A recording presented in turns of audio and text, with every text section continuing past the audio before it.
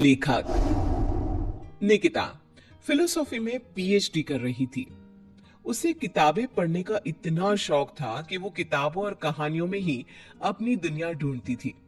निकिता जब ग्रेजुएशन में थी तो उसने एक किताब पढ़ी थी, वर्ड्स नॉट सेड। तब से ही उसे उस राइटर से एक अटैचमेंट सी हो गई थी। उसने राइटर का नाम पता करने की बहुत कोशिश की, पर कुछ पता ही नहीं चला। एक दिन वो अपनी फ्रेंड से कहती है, कितने दिन हो गए, आज तक मैं उस राइटर के बारे में कुछ पता नहीं लगा सकी। आज तक तो वहीं अटकी पड़ी है, किताबों की दुनिया को वहीं तक छोड़ दे बहन, कुछ नहीं रखा उसमें। फिर तो तुझे कुछ पता ही नहीं। उनकी हर ईयर एक बुक आती ही है जिसकी सिर्फ 20 कॉपीज ही बनती है, और मैं सारी कॉपीज खरीद लेती हूँ।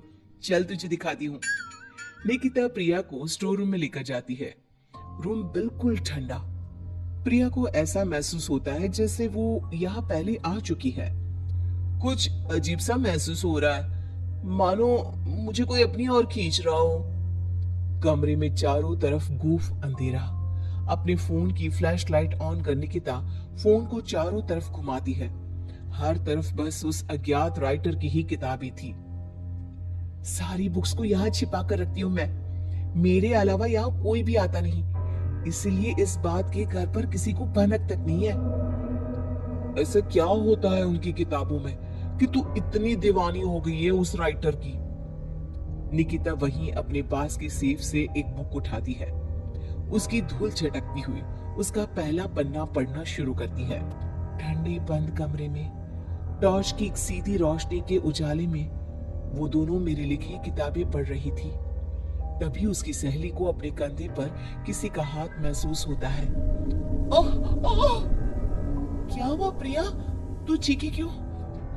मुझे ऐसा लगा किसी ने मेरे कंधे पर अपना हाथ रखा हो। निकिता रुक तो, मैं देखती हूँ। निकिता हर तरफ लाइट दिखाती है, पर वहां पर कोई नहीं होता।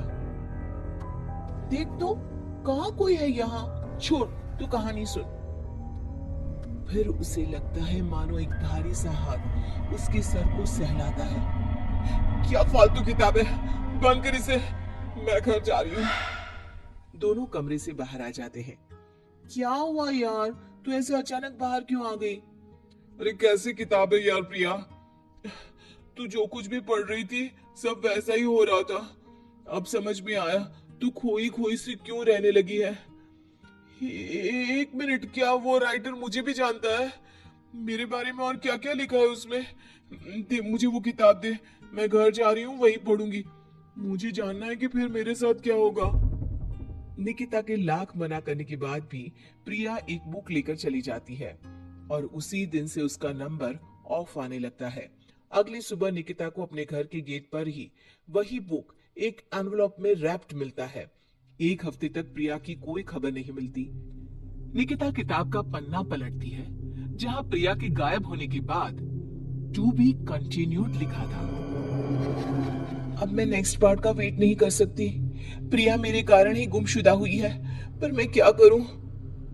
निकिता एनवलप में आए बुक को खोलती है जिसमें एक एड्रेस होता है, एक ऐसी जगह जिसका नाम गूगल पर भी मौजूद नहीं था।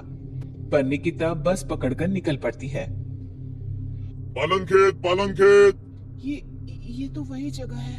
मंजिल ने राही को ढूंढ ही लिया। निकिता जैसे ही बस से उतरती है, बस गायब हो जाती है। लगता है ये बस मुझे यहाँ लाने के लिए ही आई थी।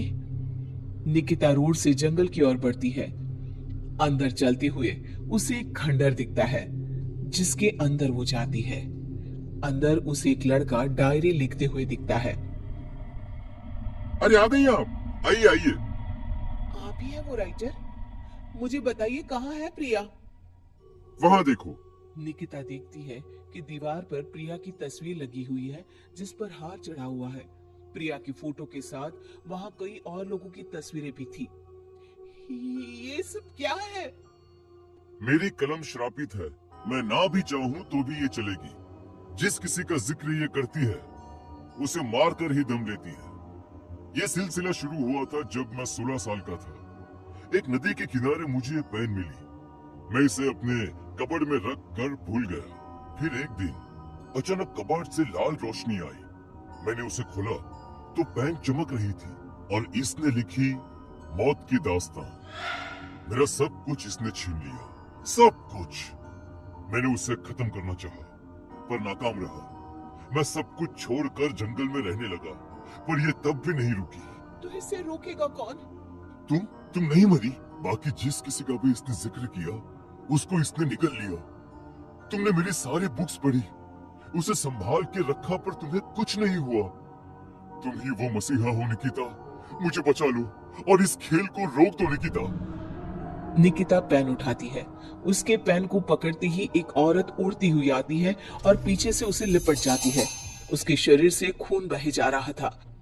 खुले बाल, झुर्रियों से भरा उसका चेहरा बड़ा डरावना लग रहा था। मेरी गोद में बैठो निकिता, आओ ना। नहीं, बहकना मत निकिता। यही है पेन की मालकिन, रूहें खाती है ये। इसकी बात मत सुनो निकिता। लिखो निकिता, फिर वो लड़की खुद को मार देती है। निकिता पेन उठाती है और लिखती है। करण उछलकर दूर गिर जाता है। आंधी तूफान चलने लग जाते हैं। दीवार पर टंगी सभी तस्वीर नीचे गिर जाती हैं। जिस चेयर पर बैठकर निकिता लिख रही थी, वो उड़कर दीवार से टकरा जाती है। मैं जिंदा हूँ निकिता, तुमने ऐसा क्या लिखा था? और कालिंदी की आत्मा पेन के साथ ही खत्म हो गई। ये लिखकर मैंने पेन की नींव तोड़ दी थी। दोनों उस हवेली से बाहर आ जाते हैं और हवेली गायब हो जाती है।